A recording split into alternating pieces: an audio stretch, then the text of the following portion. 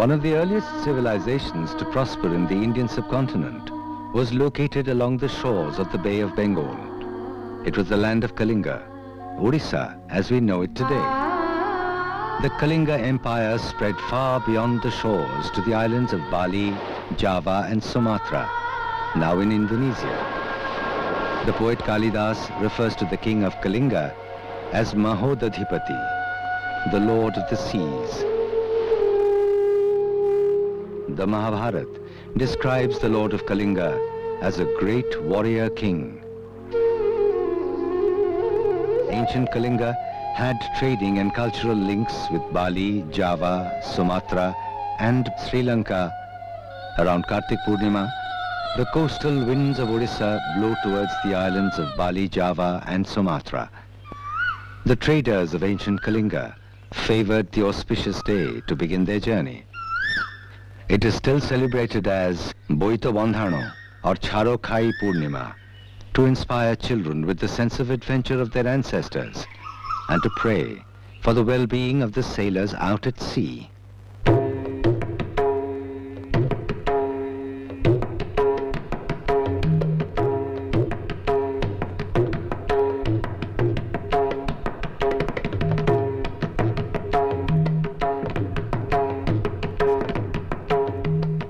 The glory of Kalinga's past heroes can still be seen in its heritage. The glory of its present is to be seen in one of its greatest sons, Biju Patnaik, often compared to the legendary heroes celebrated by Kalidas or in the Mahabharata.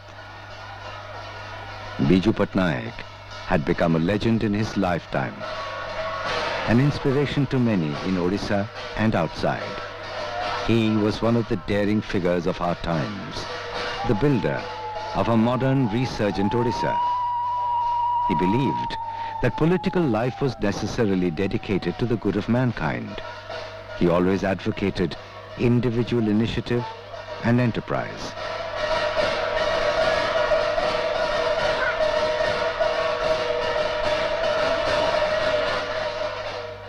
He was like an eagle in the storm and a man who knows how to build people from earth.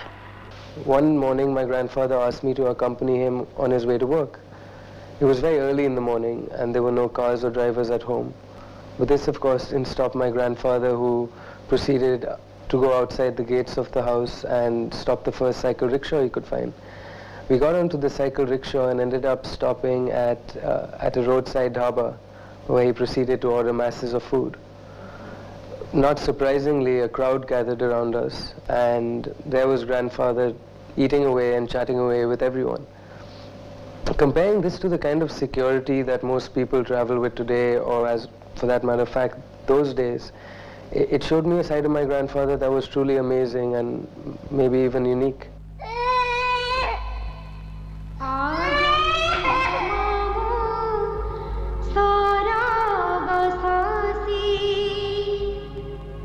He was born Bijayananda Patnaik in his ancestral home, Anand Bhavan, in Cuttack, on the 5th of March, 1916. His mother, Ashalata Devi, was a Bengali Brahmo Samaji from Chittagong. His father, Lakshmi Narayan Patnaik, was a sub-judge and once the Diwan of the princely state of Paralakhemudi.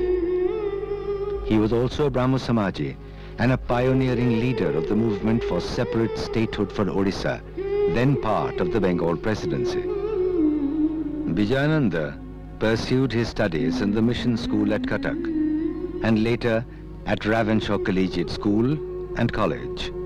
A keen sportsman, his excellence in cricket and football earned him the honor of the college champion in the year 1933 and 34. College student Bijayananda set out on a successful cycling expedition from Cuttack to Peshawar and back.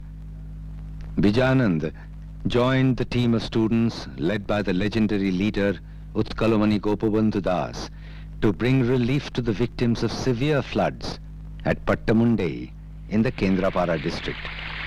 When the leader's umbrella accidentally fell from the boat, the dauntless Vijayananda dived into the turbulent waters of the river Brahmani to retrieve it. When the first aeroplane landed in the Kaliyaboda grounds in Cuttack, young Vijayananda was fascinated by the flying machine. He could not repress his desire to touch and feel it.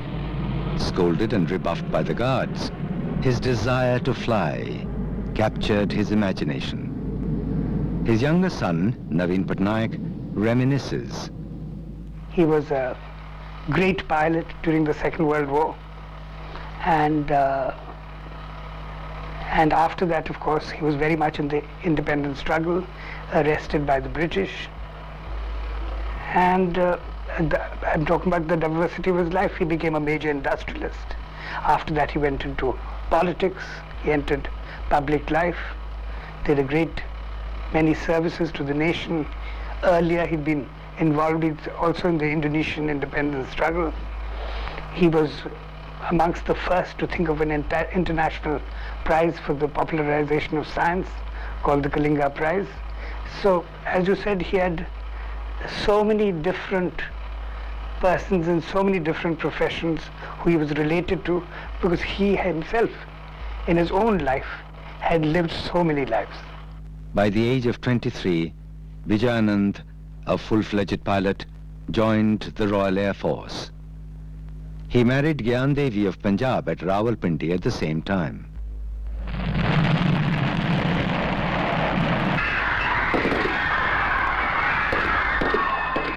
The Second World War broke out in the same year.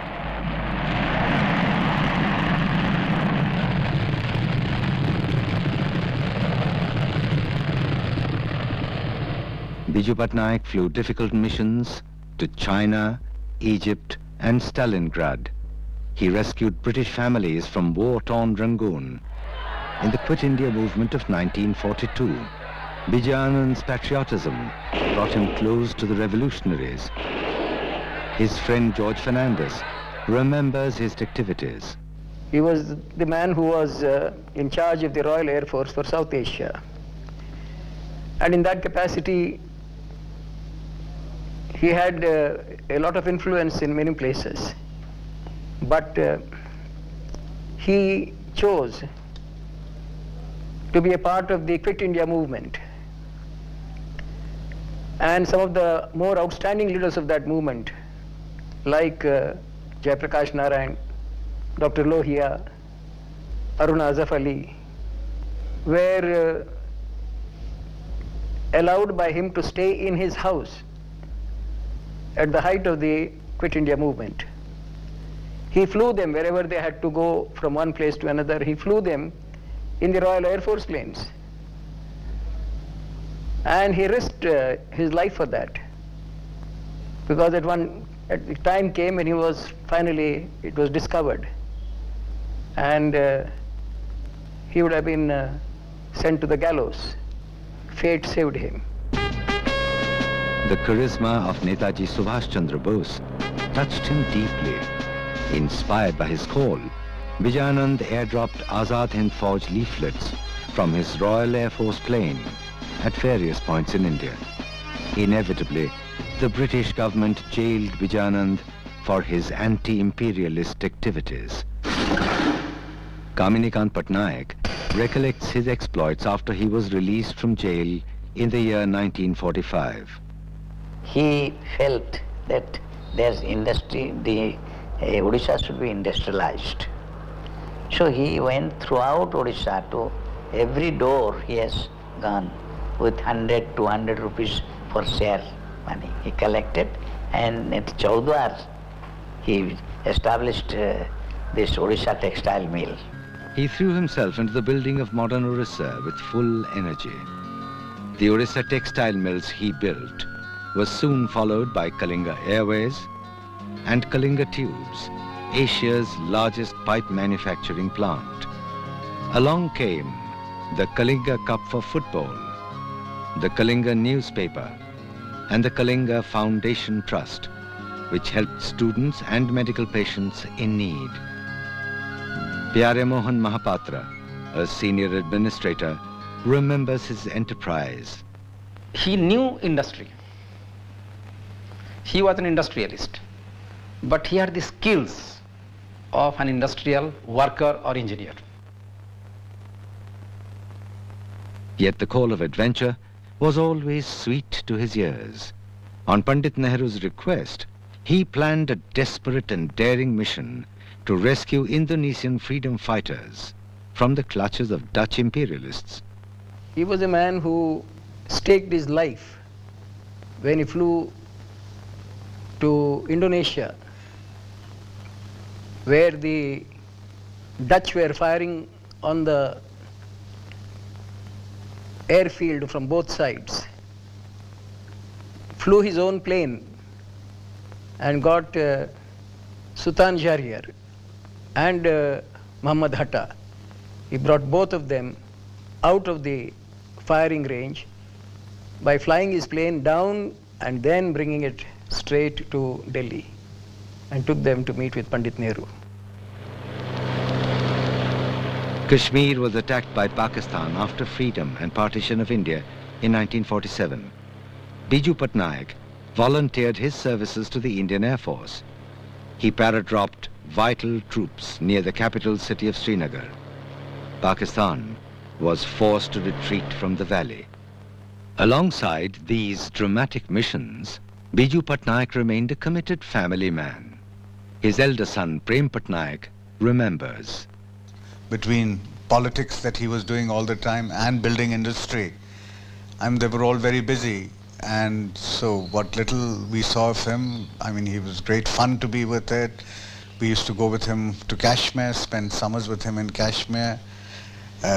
We were in Puri together, we were in Gopalpuransi together. So the time that he spent with us was, a lot of fun, and we were there with our friends, and he was very kind to all our friends, and he was a very good father in those ways.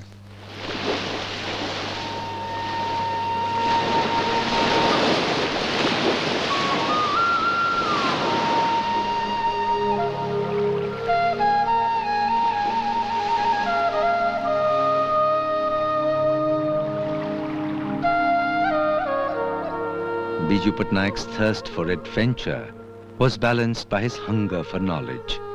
His relationship with books is remembered by his daughter Geeta Mehta, now an internationally famous writer. You know, the great philosopher Aristotle once said that philosophy was the pursuit of wonder. And I think if I remember anything about my father, it was that he was always in a state of wonder. He was curious about everything. He was curious about every person he met.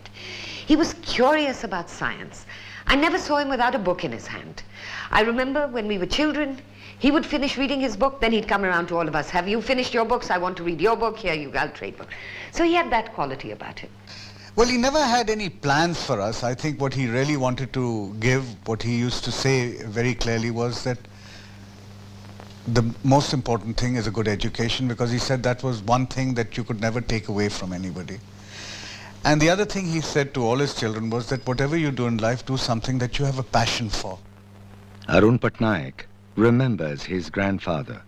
There was one day when my grandfather had come home for dinner when I was studying in Delhi.